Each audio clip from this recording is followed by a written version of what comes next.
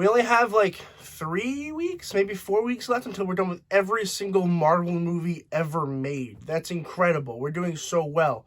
And this is one that I've heard a lot about. People say it's one of the best X-Men movies ever made. And yeah, I mean, they're not wrong.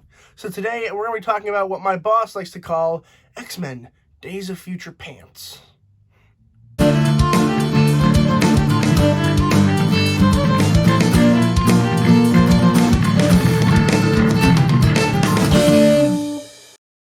X-Men Days of Future Past was released in 2014, written by Simon Kinberg and directed by Bryan Singer.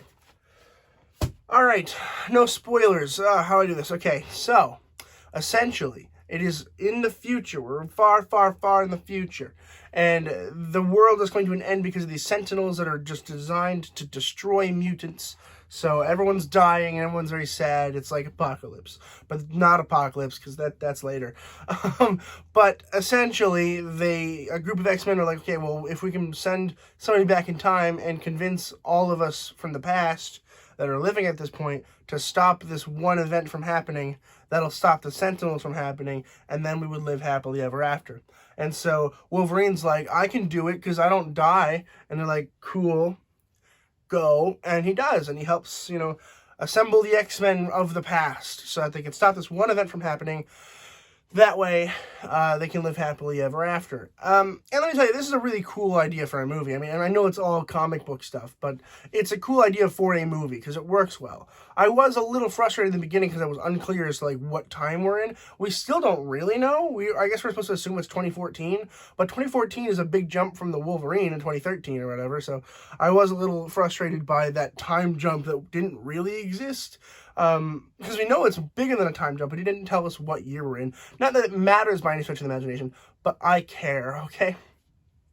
But all the performances are just stellar. These people have been playing these characters for so long, they know what to do. I think James McAvoy was incredible as Professor X. I will say I didn't love Michael Fassbender in this one as Magneto. I don't know why. He just didn't bring enough to the table for me, which I was a little surprised at because I really liked his performance in First Class. But I don't know. It was really strange for me to not like him, and I hope he gets better because I think we have 2 more movies with him. I think it's 2. I think it's just Apocalypse and Dark Phoenix. I could be wrong. I don't really know a lot about the X-Men movies I haven't seen, but we'll see next week or the week after. I think Fantastic Four is next week. But anyway, I think that all the other performances are really, really cool. I love that we have Quicksilver in this one. I am curious to see if Quicksilver makes an MCU debut at some point, or if perhaps he already has, and maybe he's a member of the Illuminati. That's my theory. My theory is he's part of the Illuminati. He was in WandaVision because he was scouting out the area, then he went back, and then, that's my Doctor Strange 2 theory with Ralph Bohner. I hope it's true, but I guess we'll find out. But I like the story for this. I do think it's a little messy at times, and that's unfortunate because it's such a cool concept, and it does kind of excuse itself a little bit. It's like, okay, yeah, we're not going to talk about why this is weird, but it's a little weird. There's a part where so when you go back in time, Wolverine has to go back into his old body. So there's got to be a glimpse of time, a few days where he doesn't know what's going on, at all. After he comes back to himself, after the Wolverine goes back into himself, he's going to be confused because he's going to be missing a couple days of really important history stuff and that he was a part of. But I guess they're just not going to address that unless they do in Logan or something, which I highly doubt. But whatever, I guess we'll see. But I do think that for the most part, it does keep its course, and it's very, very good. I like that we bounce back and forth from the past and the future, the past and the future, just kind of showing how things are going in terms of, are they going to die? Is he going to finish this before it actually, becomes a problem? And it's all a bunch of crazy time travel stuff, and, that's what they do in these movies. They just time travel the hell out of everything.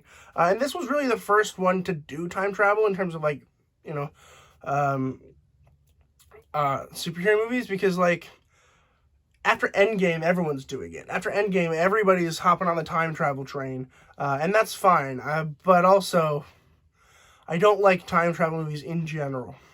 Right now everyone's hopping on the multiverse train because Marvel was like, multiverse is a thing, and then DC was like, oh yeah, me too, and then now they have A24 stepping in with Everything Everywhere All at Once or whatever, which is also about the multiverse. And I don't know, we'll see how that goes. We'll see how that all plays out. But I do think it's interesting that this is the first ever, like, time travel superhero movie. And it's a very good movie. I liked it a whole lot. I will say it is not my favorite, though. I still think X2 is my favorite as of right now. But this one's pretty damn close. I'm going to go ahead and give X-Men Days of Future Past an A. Have you guys seen Days of Future Past? Let me know in the comments below what you guys thought about it. It is a very good movie. I do recommend you watch it. It is on Disney Plus, I believe. So definitely check it out there if you are interested. And please consider subscribing because it helps me out a whole lot, keeps the channel going. I would really, really, really appreciate it. And thank you guys so much for watching. And as always, keep watching movies and television. Stay educated. And I'll see you guys in the next video.